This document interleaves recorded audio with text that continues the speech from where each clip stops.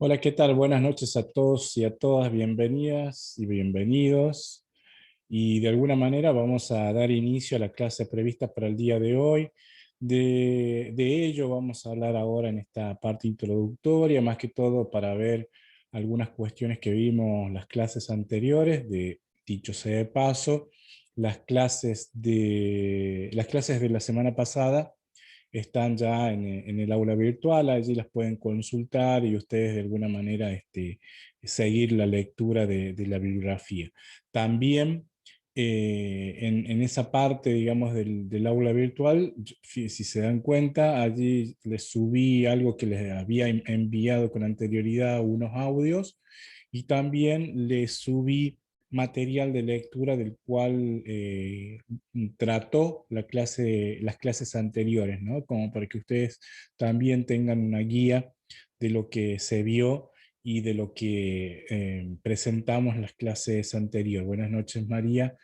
Y de alguna forma también para que ustedes se guíen de la bibliografía que está puesta allí en el aula para que ustedes la tengan. De hecho, ahí estamos al día. Bueno, una vez que terminemos las clases de hoy y de mañana, subo al aula virtual la bibliografía que corresponde a esta parte de la unidad. Buenas noches a los que se incorporaron.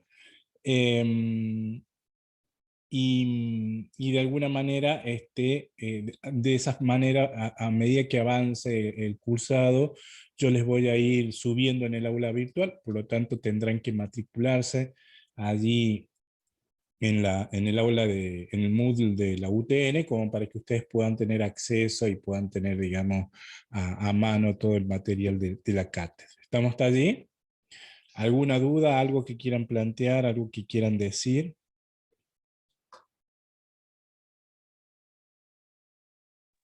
O sea, toda la actividad, profe, la vamos a manejar por el aula virtual entonces, no por el grupo de WhatsApp. Sí, eventualmente por allí, si necesito, si hay algún tipo de eventualidad que me ha sucedido, cualquier novedad los tengo, digamos, informado vía WhatsApp, ¿no? O ustedes quieren preguntar algo, usamos el WhatsApp como una forma rápida de comunicarse, ¿estamos? Pero de todos modos, creo que lo vamos a estar usando indistintamente. Espero que el material va a estar allí alojado en el aula virtual para que ustedes hagan la descarga correspondiente, ¿está? Eh, y eso me facilita a mí también esta cuestión de que por ahí me olvido de enviar los correos electrónicos, etcétera, etcétera, cosa que me ha pasado. Así que allí está todo disponible en el aula virtual, lo único que tengo que es ir habilitándolo en función a cómo vayamos desarrollando las clases. ¿Estamos? Se facilita mucho en cuanto a tema de organización en ese sentido. Y casi todo el material está digitalizado, así que no van a tener ningún otro tipo de problema en relación con esa bibliografía que está propuesta desde esta cátedra. ¿Estamos? ¿Sí? Sí, Sí, profe, bien. Hoy casualmente me estaba matriculando en su materia y ahí vi que había subido contenido. Sí, hay algo que ya yo se los había mandado, no sé si por el grupo o por correo electrónico, de todos modos, allí tienen ese tipo de material. Yo les voy a también ahí proveer, digamos, este tipo de clases que les va a facilitar a ustedes, sobre todo a la hora de estudiar y a la hora, digamos, de prepararse o revisar algunas cuestiones que se dieron, digamos, en estas instancias de las clases, digamos, vía Zoom. ¿Estamos hasta ahí?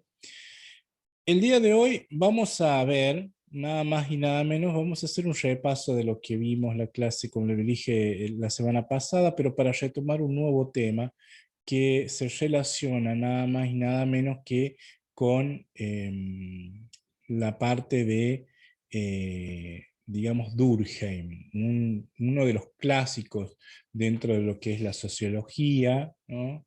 Ahí dice 2014, la verdad que me olvidé cambiar la fecha, pero bueno, para, para esta clase lo vamos a utilizar en cuanto tiene, digamos, condensados los contenidos. Lo que vamos a ver dentro de Durkheim es uno de los autores clásicos dentro de lo que es la sociología, ¿no? Sobre todo la sociología de los primeros años, por eso de alguna manera se considera como un clásico el ¿Qué pensamiento, sería digamos, Durkheim, de profe? Durkheim. Disculpe. ¿Cómo? ¿Qué es lo que sería Durkheim? Durkheim, Emily Durkheim, sería uno de los pensadores clásicos dentro de la sociología. ¿Estamos? Allí tengo un problema con la cámara, espérense. Bien, bien. Durkheim es uno de los pensadores clásicos dentro de lo que es la sociología. ¿Mm? De esta manera, digamos, desde el pensamiento sociológico, hay tres autores. Uno es Emily Durkheim, ¿no? Este que recién les presentaba. El otro es Max Weber. Y el tercero que vamos a ver es Karl Marx. ¿Estamos? Son los tres autores clásicos dentro de lo que es la sociología o el pensamiento clásico de la sociología. Si ustedes ponen en buscador Durkheim, Weber o Marx, les va a arrojar que, de alguna manera, en términos, en cuestiones temporales, el primero es Marx. Después está, digamos, Durkheim y después está Weber. Pero por una cuestión, digamos, de presentación de los contenidos, arrancamos siempre por Emily Durkheim. ¿Mm? Eh, pero para plantear Durkheim, primero vamos a retomar una cuestión que nosotros lo vimos en la clase anterior y que tiene que ver con esa última parte que les dejé planteado en relación a cuál es la visión de cada uno de estos autores o cuál es la visión que se tiene acerca de la sociedad, ¿m? Por parte de esos autores que se consideran clásicos. ¿tá? Y allí hay una particularidad que hay que considerarla y es fundamentalmente en cómo ven a la sociedad cada uno de estos tres autores. En principio, yo les voy a hacer, voy a retomar ese dibujo que habíamos hecho la clase anterior para ver medianamente, gráficamente, en qué términos se refiere Durkheim acerca de lo que es el análisis de la sociedad, ¿no?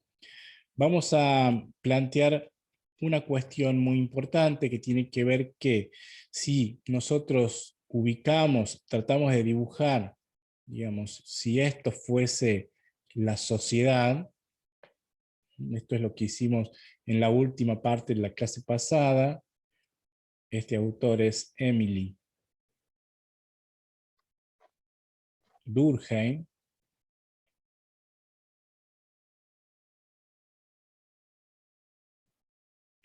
Emily Durkheim. ¿Mm?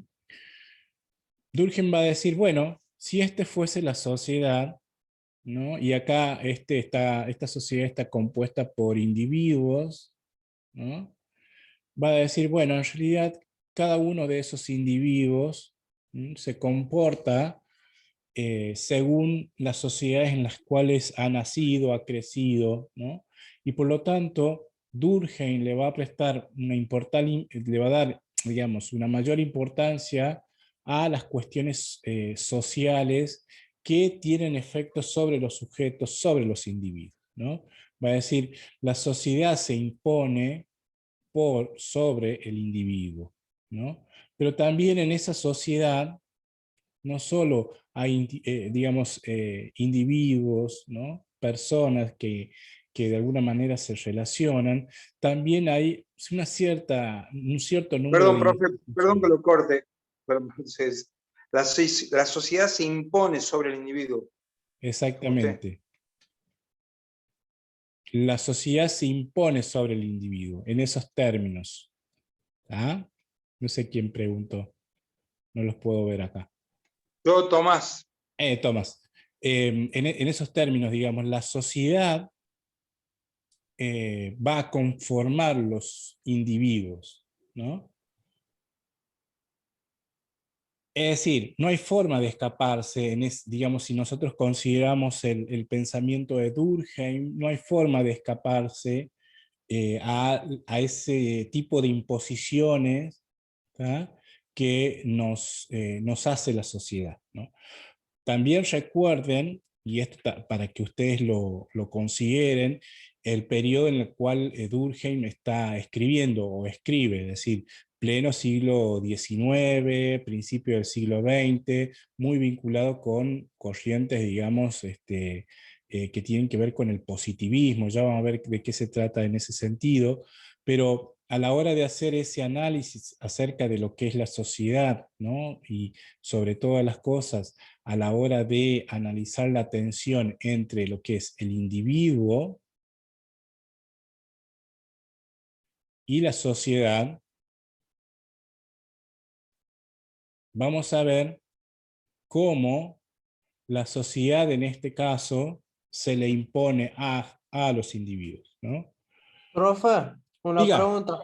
Más adelante eso de que la sociedad se le impone a los individuos, ¿cambia en algún grado, digamos? Porque digo, más adelante hay individuos que, bueno, rompen los paradigmas de lo que está bien o mal socialmente y logran marcar una tendencia, por decirlo de alguna forma.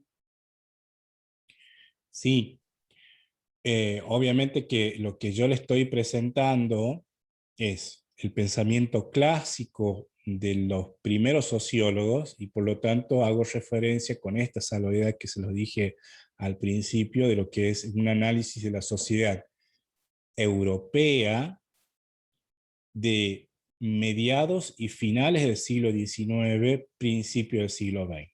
¿Estamos hasta allí? En las Obviamente otras que visiones, hay... profe, se ve lo que dice Francisco, ¿puede ser? ¿Cómo? En las visiones de Francisco, Se me que entrecorta hay dos cuando... más.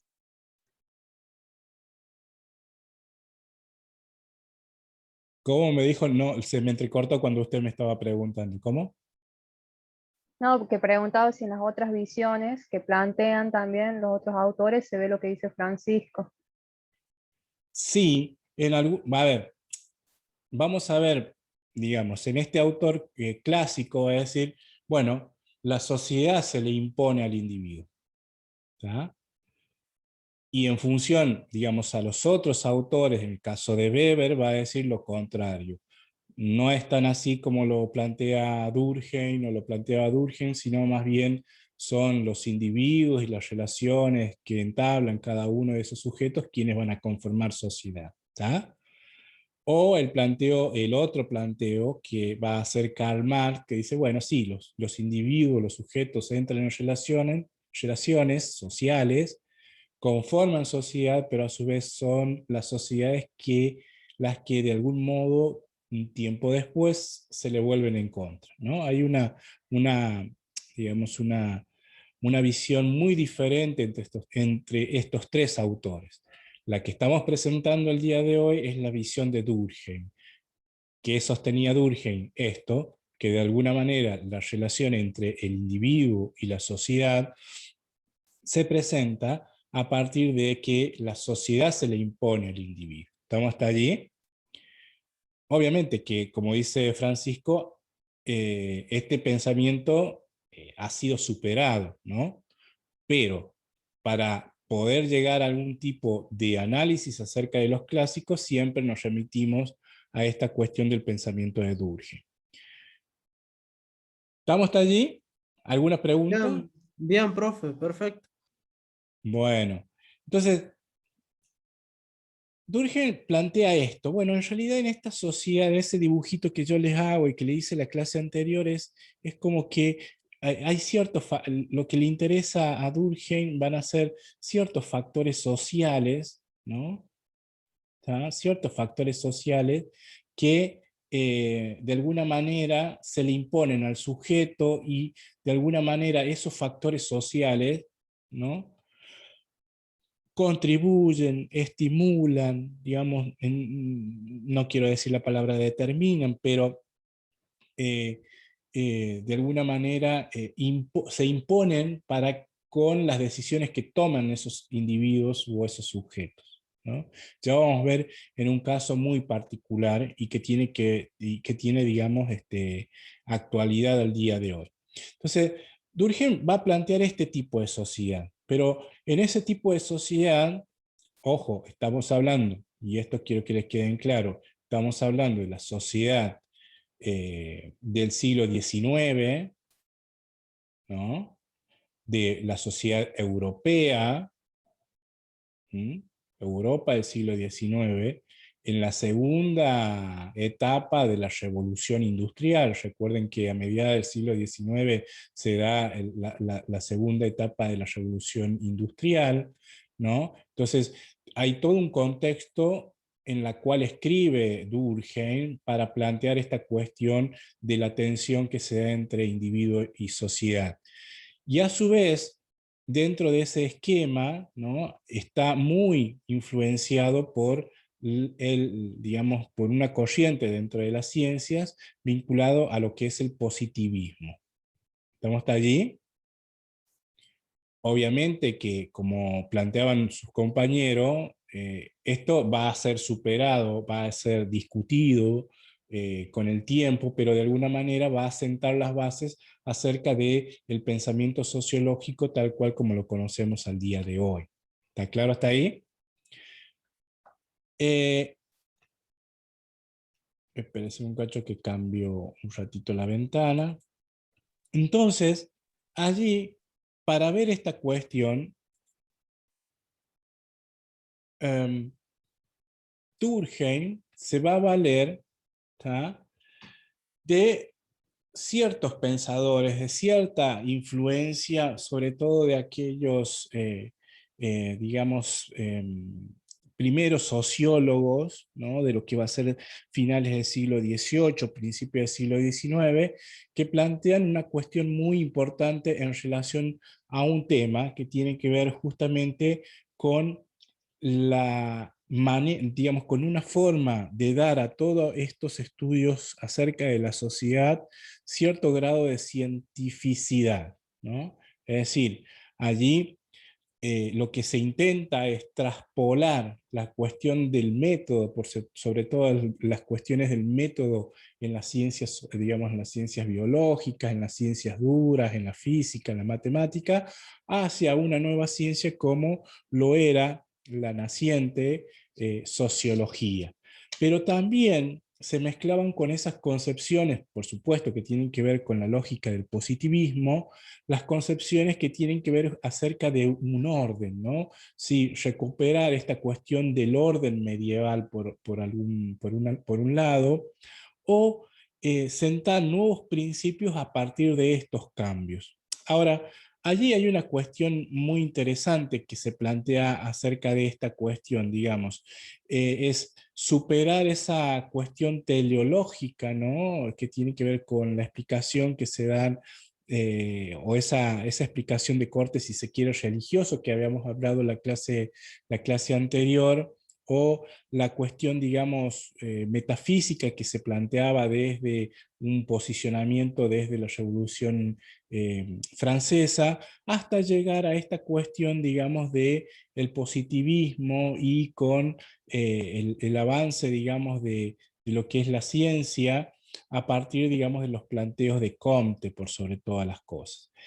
Esto no es un tema menor, porque esto se vincula, por sobre todas las cosas, con la cuestión, digamos, del avance de las ciencias, ¿no?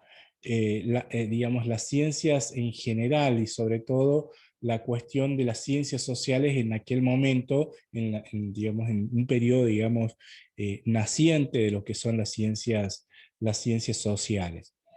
Ahora, allí, en relación a ello, vamos a ver una cuestión, digamos, que se desprende de esta forma de ver no solo, digamos, la organización social, sino la cuestión del progreso, ¿no? El progreso técnico, o la cuestión del orden y el progreso como un elemento central a la hora de analizar, digamos, esta cuestión, digamos, de la naturaleza civilizatoria que se tiene, pero que también de alguna manera se vincula mucho con la cuestión de las ciencias naturales.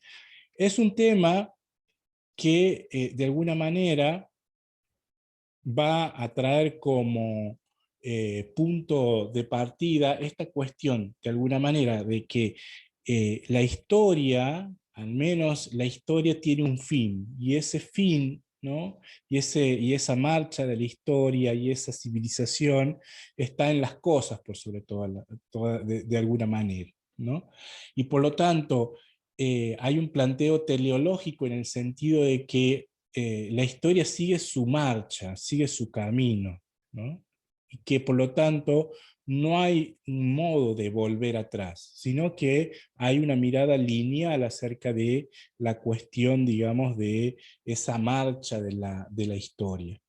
Y dentro de ello, lo que se desarrolla es esta cuestión del positivismo, es decir, el positivismo lo que plantea fundamentalmente dentro de la cuestión de las ciencias, sobre todo de alguna manera en la forma en que se hace ciencia, es que bueno, lo que hay o lo que existen son leyes, ¿no?, que van a condicionar el desarrollo humano, ¿no?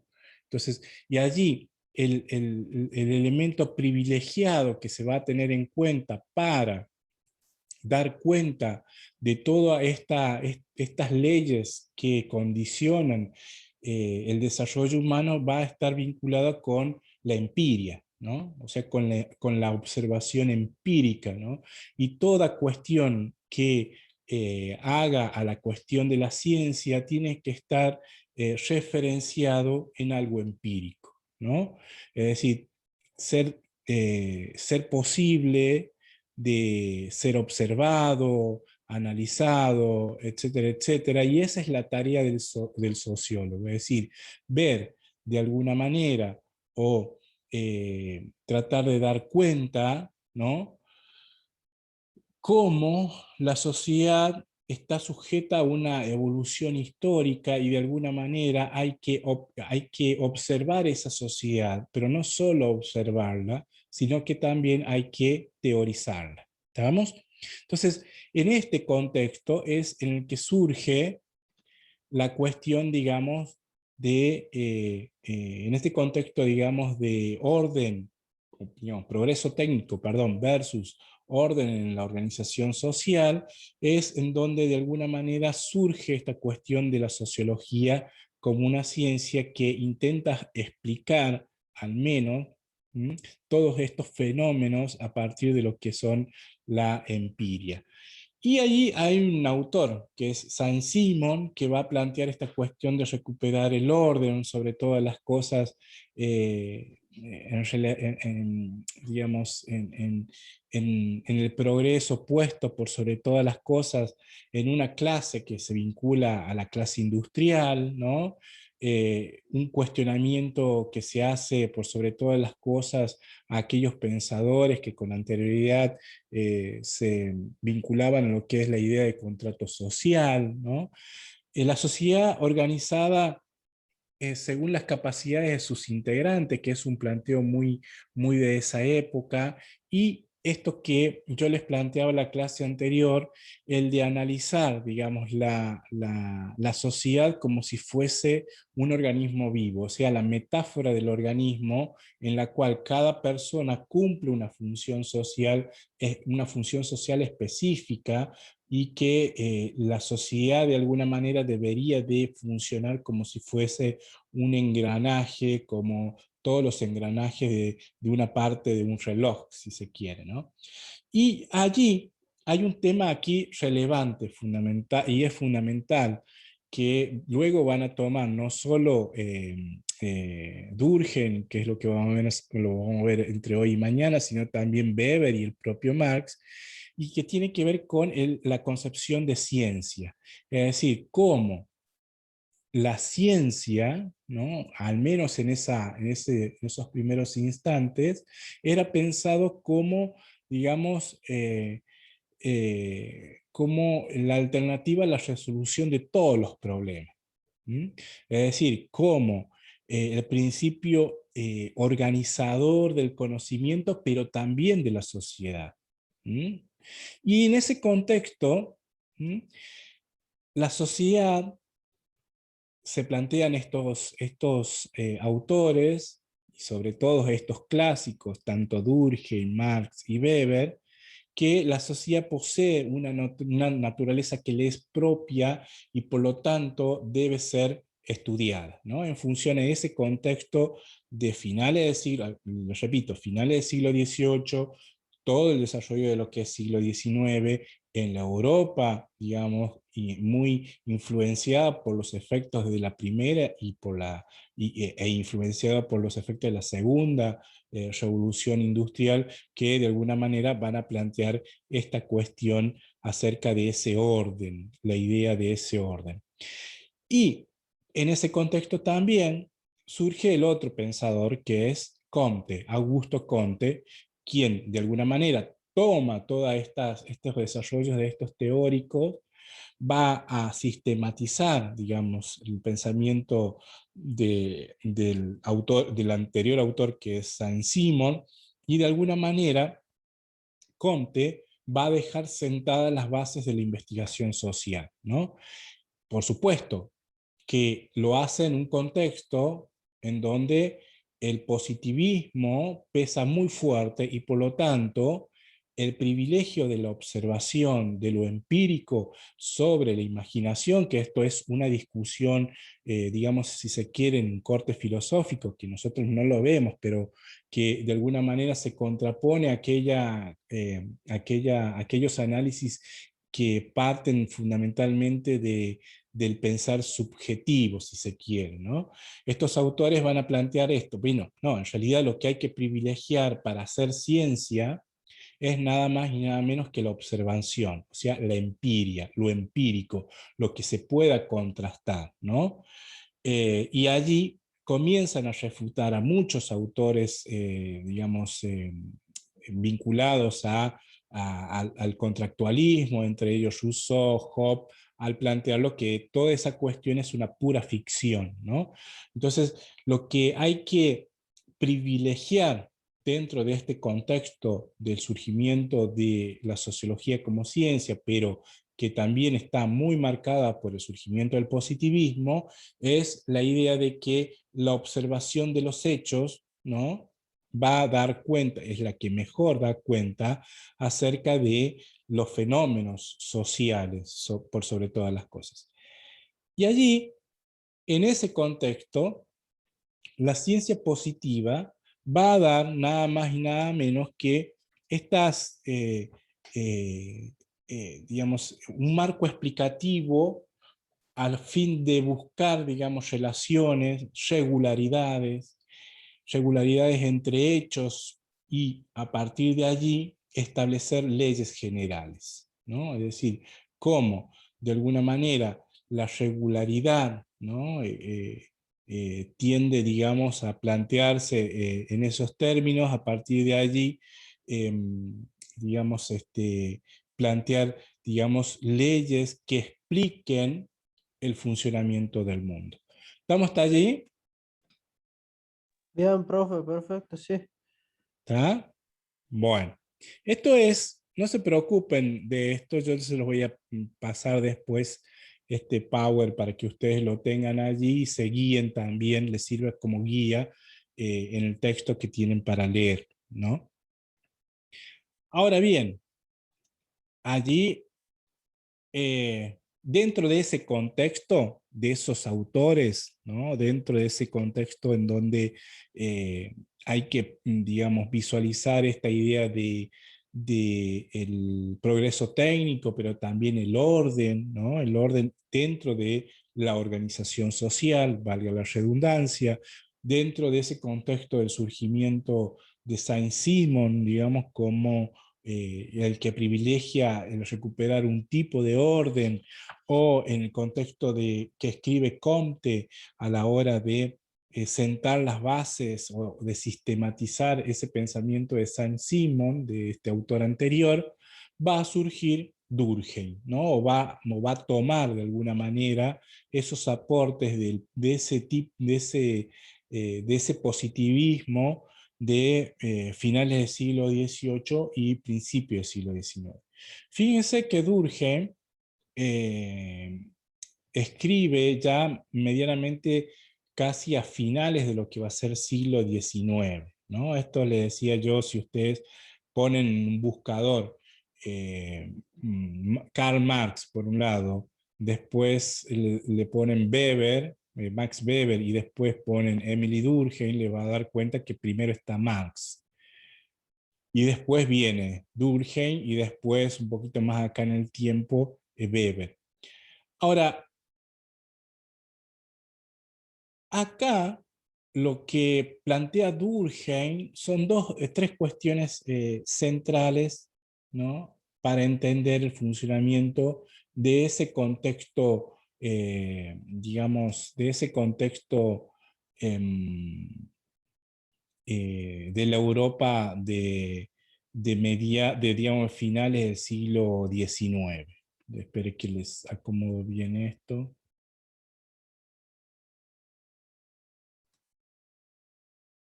Ahí está, ahí se ve bien, no sé si.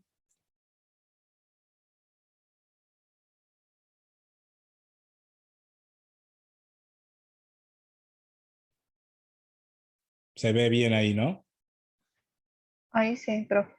Bueno, en ese contexto surge el pensamiento de Durkheim, quien retoma, digamos, esos aportes de los padres fundadores, Saint-Simon, Comte, por sobre todas las cosas, y quien va a plantear esta cuestión de la tensión individuo-sociedad, ¿no? Ese dibujo que les hacía hace un rato, en términos de que es la sociedad la cual va a condicionar los comportamientos de los individuos.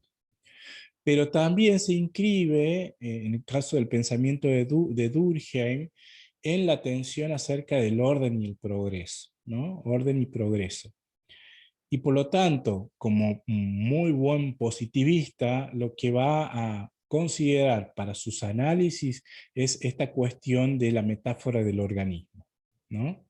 La metáfora del organismo, ese dibujo que les hice en la clase anterior acerca de cómo es el comportamiento de las células, ¿no? En esos términos, la metáfora del organismo.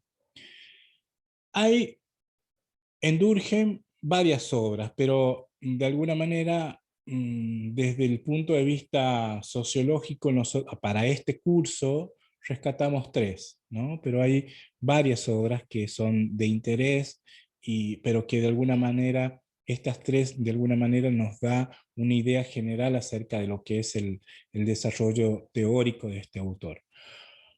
Uno es la división del trabajo social, ¿ya?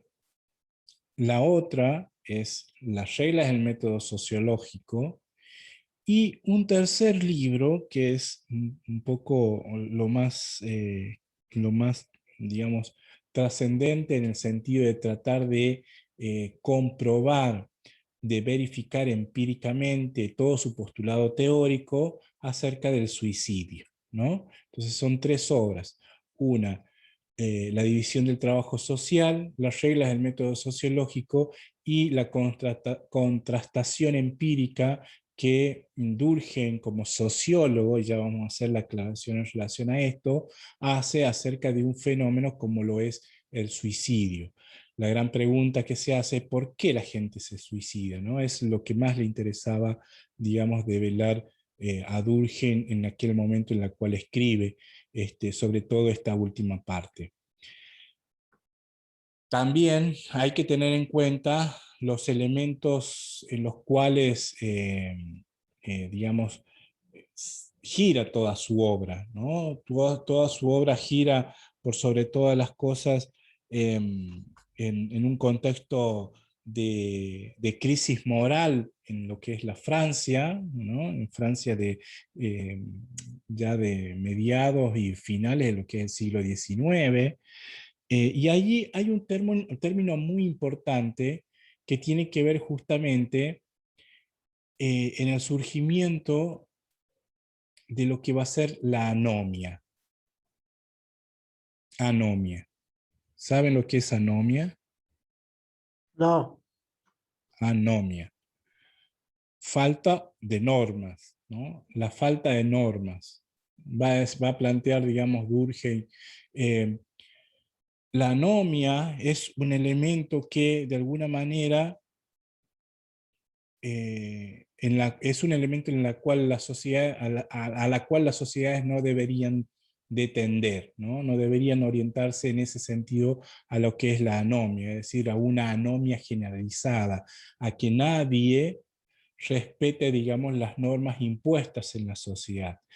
¿Cuál es digamos, cuál es el resultado de una sociedad anómica, ¿no? Anónima, le iba a decir, de una sociedad anómica, fundamentalmente en que lo que produce es el desmembramiento de lo que son los lazos sociales, es decir, aquella cuestión que mantiene cohesionada una sociedad, que mantiene que esa sociedad de alguna manera permanezca, ¿no? Y sobreviva a lo largo del tiempo, ¿no?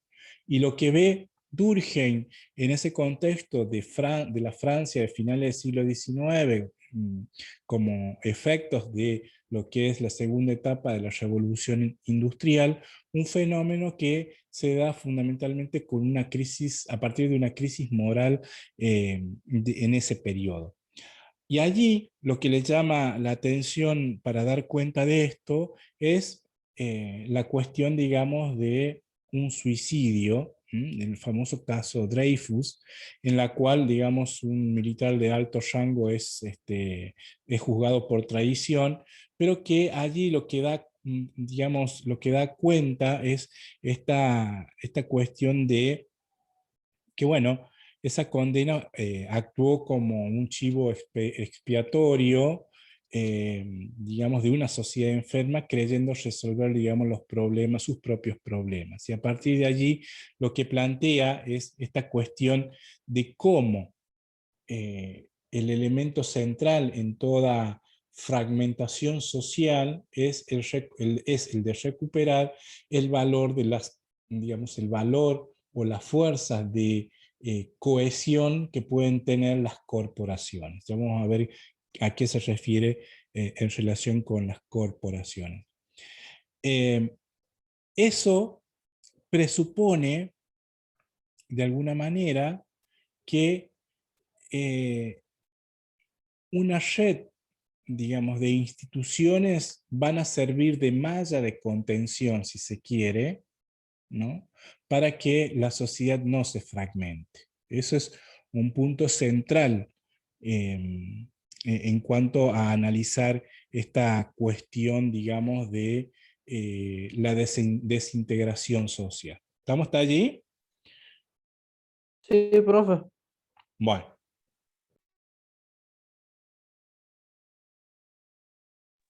Yo me acuerdo que... Está tan interesante que estaría bueno, profe, después si tiene en algún momento un tiempo, hacer un cuadro genérico. Para no Sí. perdernos, porque es mucho el desarrollo y son muchos los autores y son... está bien, usted da 3 fundamentos que son Durkheim, Weber y Marx, pero bueno, ya por ahí con... Estamos viendo Durkheim, nada más, ¿eh? Está bien. Estamos hablando de Durkheim, nada más. Bueno. Digamos, no les puedo dar, digamos, los 3 autores de manera conjunta, porque yo me pierdo, ustedes se van a perder. Entonces estamos viendo solamente Durkheim, ¿tá? Un clásico, el primer clásico que es Durkheim. ¿tá? Yo quiero que entiendan esta parte y se los voy a dar con un ejemplo de por qué es importante Durkheim, a pesar de el río de tinta que ha pasado desde el siglo XIX hasta el día de hoy. hace unos años, yo me acuerdo, creo que daba clase también en la UTN y también daba clase en la Fundación Barceló. Y justamente para analizar con los chicos de psicología en la Barceló, había surgido una noticia acá, digamos, a nivel local que tiene que ver, por ejemplo, con, eh, en una entrevista en una radio, no me acuerdo cuál de la radio en aquel entonces, en donde de alguna manera le hacían una entrevista a una tía de un chico que le había robado a una vecina cerca de su barrio, ¿no? Y la tía de este, digamos, los vecinos salían en la radio a denunciar que el chico entraba y salía por los tribunales, como si fuese una puerta giratoria, y nadie hacía nada al respecto, ¿no? Entonces, esta tía o un pariente, no me acuerdo bien, por radio sale a defender el accionar, digamos, de este chico que delinque. ¿Ah? Es decir, como que la culpa la tenía la señora que sufrió el robo por andar mostrando su cartera, ¿no? Bueno, ese pensamiento en donde se terminan normalizando ciertas conductas, ¿no? Que van en contra de la ley, es el típico ejemplo de una anomia. ¿Tá? Es decir, el periodista le preguntaba, pero lo que hizo está mal, señora. Pero, digamos, en su forma de pensamiento, para ella estaba bien, ¿me entienden? Y allí hay múltiples factores que hay que analizar, no solo el contexto, si se quiere, de violencia o el contexto, digamos, de necesidad, sino cómo se terminan naturalizando ciertas cuestiones que están, digamos, que la norma no lo permite, ¿no? A eso se refiere, digamos, Durkheim cuando habla de anomia, es decir, ¿qué pasa cuando ninguno en una sociedad respeta las normas? Bueno, el principal efecto es que la sociedad termina por fragmentarse. ¿Tá? Obviamente que eso da para charlarlo, para hablarlo, para problematizar, para ver la posición, digamos, de la víctima, la posición, digamos, de la familia que defiende el accionar de este chico o que defendió. Obviamente que se da para hablar mucho, largo y tendido, pero a lo que voy es esta cuestión, es decir, que nosotros vivimos en una sociedad anómica, ¿no? Sin ningún respeto a las normas en muchos de los casos. Entonces, allí Durkheim va a dar una solución para esa cuestión, y tiene que ver justamente con el juego o el factor central que asumen las instituciones, o mejor dicho, la fuerza de las corporaciones que de alguna manera se van a dar dentro del juego de las instituciones. Por ejemplo, la cuestión de la escuela como un elemento central, pero no solo la escuela, el club de barrio, el sindicato, la fábrica, ¿no? En ese contexto habla acerca de tratar de recomponer esos lazos sociales y que de alguna manera digamos, recreen más que todo digamos, un vínculo de pertenencia para con la sociedad. ¿Estamos hasta ahí? Sí, profe, perfecto. Ahora, obviamente que retomamos esta cuestión, digamos, de las influencias que tiene Durkheim, sobre todo el tema del positivismo, ¿no? En este sentido, el positivismo es muy marcado en esos inicios de lo que son las ciencias sociales, ¿no? Las ciencias sociales deben adaptar el método de las ciencias naturales, despojarse de valores, aislar el objeto de estudio, estudiar los hechos sociales como si fuesen cosas, ¿no? Es decir, lo que planteaba en esos inicios es esta cuestión de que el conocimiento científico se construye a partir, digamos, de un hecho empíricamente observable, pero que el investigador esté despojado de toda valoración, ¿no? Obviamente que toda esta posición está superada. Hoy en día sabemos que cuando alguien hace algún tipo de investigación, no puede dejar, digamos, los valores del otro lado, sino más bien es imposible. Desde el momento en que dice estudio esto o no estudio esto, está de alguna manera haciendo una cuestión valorativa acerca de su elección. Entonces, lo que se plantea allí es esta cuestión de al menos en aquellos primeros años, la fuerte presencia de lo que es el positivismo, con, digamos, una crítica a lo que es el contrato social, por sobre todas las cosas, y que de alguna manera también lo hace en el sentido de construir por parte de la sociología un objeto propio, ¿no? De constituir un objeto de investigación propio que le sea propio de las ciencias sociales, de la sociología, y que sea distinto o distinguible dentro de lo que es, de las ciencias naturales. ¿Estamos hasta ahí? Sí, profe. Bueno, acá yo quiero que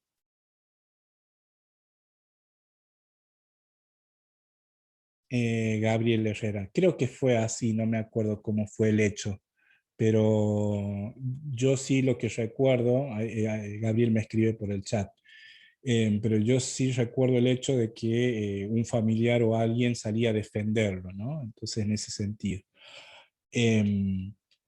Pero volviendo a esta cuestión, digamos, hay un método que plantea Durkheim, ¿no? Lo vamos a ver hasta dónde llegamos nosotros ahora para no aburrirlos y no cansarlos, y la otra parte la seguimos el día de mañana. Pero por ahora yo quiero que les quede claro algo, ¿no? En esta cuestión del método.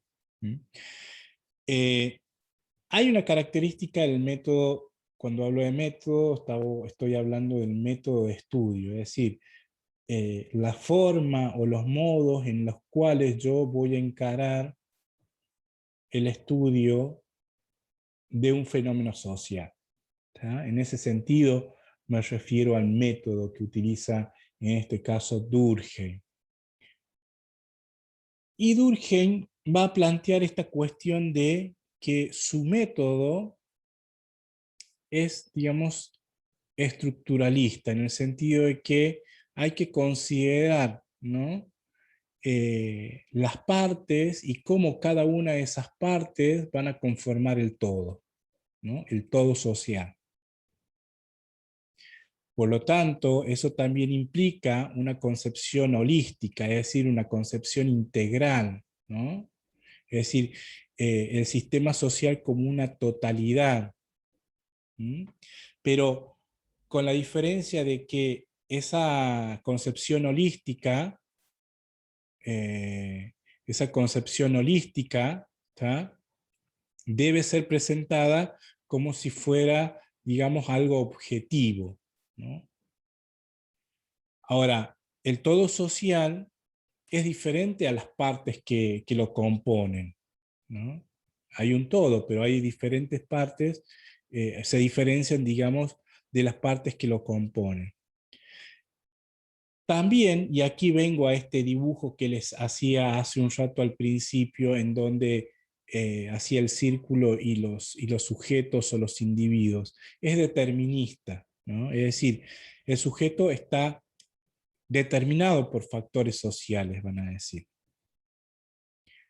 En todo caso, allí lo que se plantea es esta cuestión de cómo el sujeto no tiene forma de escaparse de esa sociedad. Es la sociedad en la que nació, por lo tanto, desde que nació, desde el proceso de socialización primaria hasta el proceso de socialización secundaria, es la sociedad la que se le impone a ese, digamos, a ese sujeto.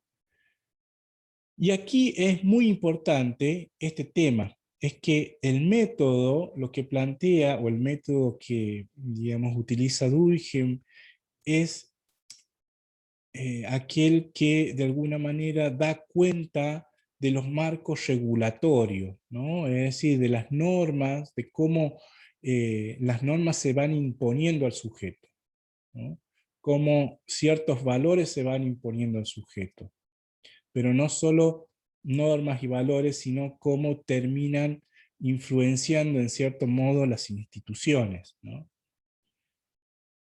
Ahora bien, allí, como les dije hace un rato, lo que le da mayor, digamos, valor en lo que es esta cuestión de la sociedad en sí, es el juego de las corporaciones. Cuando nos referimos a corporaciones, nos referimos a aquellas instituciones que sirven de nexo para regular la vida social, ¿no? Entonces, allí hay una cuestión muy importante, ya lo vamos a ver cuando veamos un apartado acerca de lo que es sociología del trabajo, de por qué las instituciones son importantes, ¿no? ¿Cuál es la importancia que tiene, por ejemplo, la institución, digamos, o las instituciones relacionadas con el trabajo, ya sean la fábrica, los sindicatos, etcétera, etcétera? Y aquí hay una particularidad, ahí está cambiado en la filmina, que es que lo que utiliza el método, una de las características del método es que es deductivo. Es decir, va del todo hacia las partes, ¿no? Es decir, siempre desde el todo hacia las partes. Se centra por sobre todas las cosas en esta cuestión de las sociologías de las instituciones, el funcionamiento de las instituciones, y de alguna manera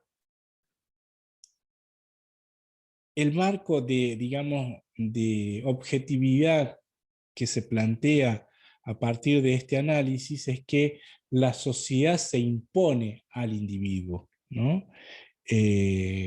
Digamos, desde esa imposición siempre es desde afuera, se le impone a ese individuo, ¿no? Uno va a decir, por ejemplo, un ejemplo clásico que da en cada uno de estos, al menos Durkheim, al hablar de que, por ejemplo, uno no es autor de su propia educación, ¿no? Si hablamos de los primeros momentos del proceso de socialización primario por la cual nosotros atravesamos. Nosotros no elegimos, ¿no?, el jardín de infante al cual asistimos, ni siquiera la escuela primaria, etcétera, etcétera, sino más bien hay factores externos, como por ejemplo la institución familia, quien va a decidir acerca de ese proceso de socialización como lo es la educación. O el sistema monetario. Nosotros no elegimos, digamos, al menos la cuestión del intercambio a partir de una moneda determinada.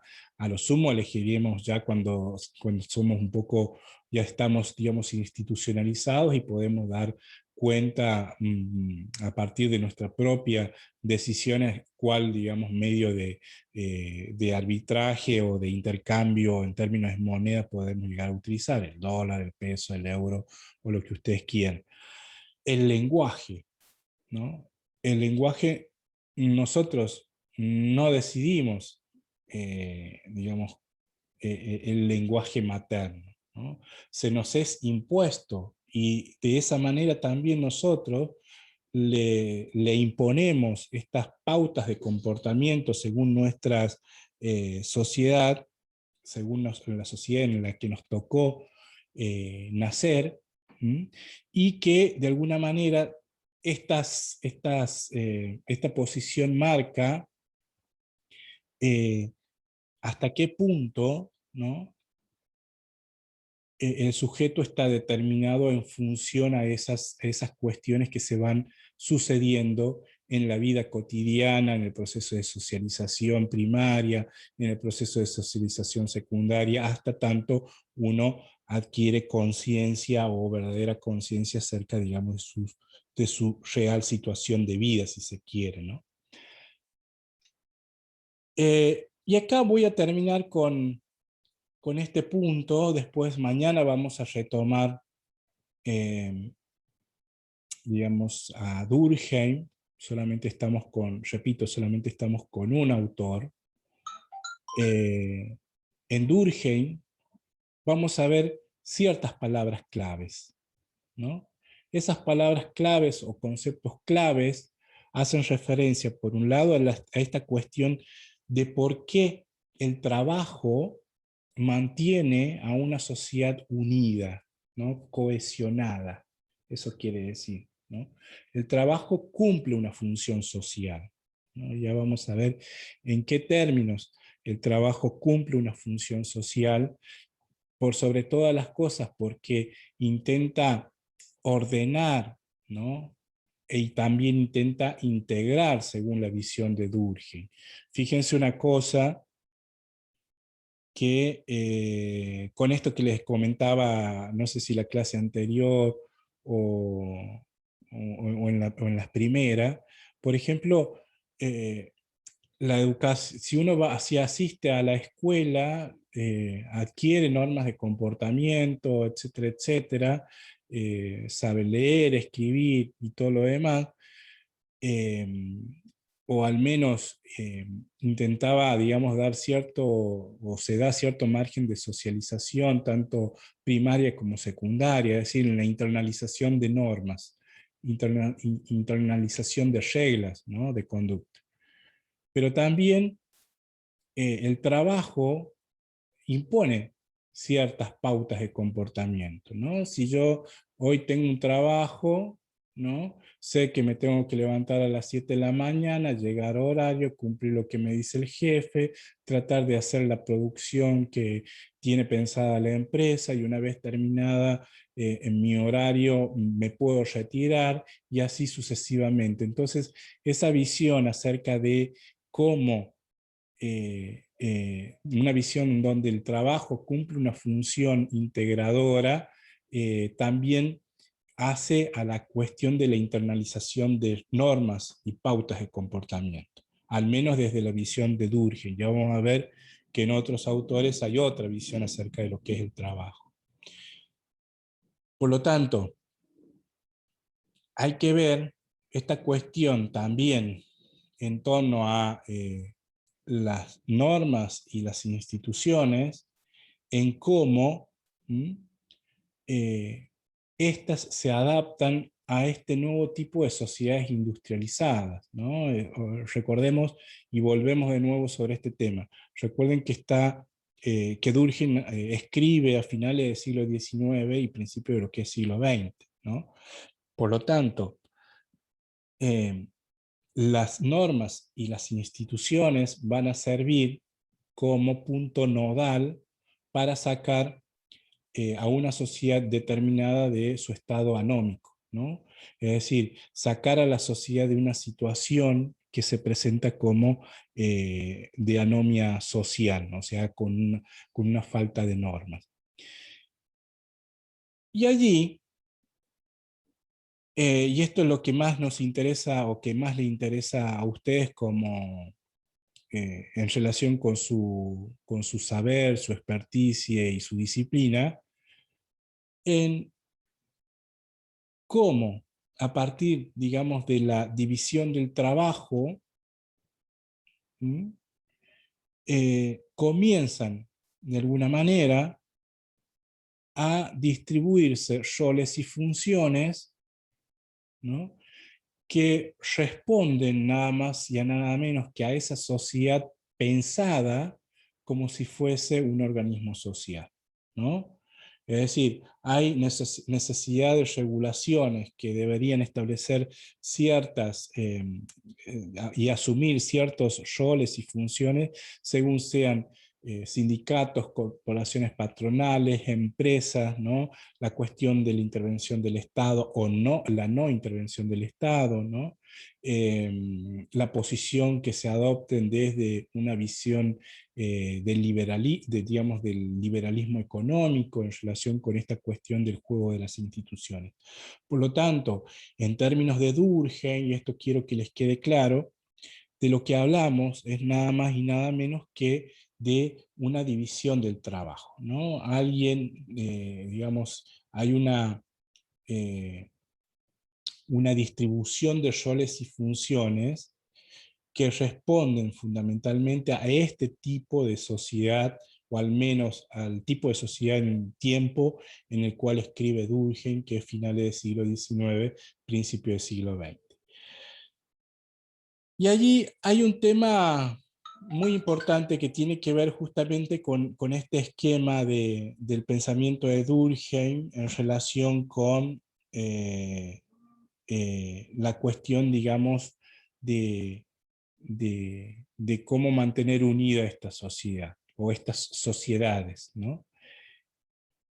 Se vincula nada más y nada menos que con todas estas normas, todos estos valores, ¿no? Todos esos sentimientos de pertenencia, son construcciones colectivas. ¿Sí?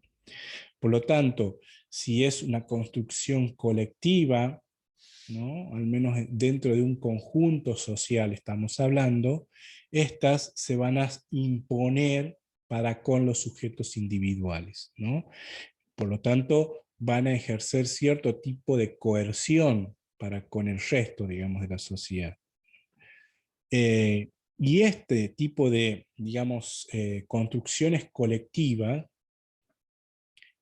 ya fueron creadas antes del nacimiento de lo que es el ser humano, ¿no? Son colectivas, pero también son impersonales, ¿no? El caso del lenguaje es el típico ejemplo, ¿no? Nosotros ya nacemos en una sociedad que nos impone un lenguaje, ¿no?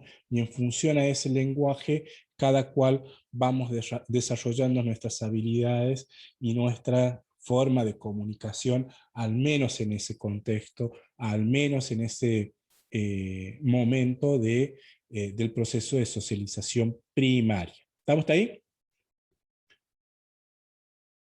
Sí, profe, bien. Sí, profe. Bueno, se me durmieron varios, se me hace. ¿O no?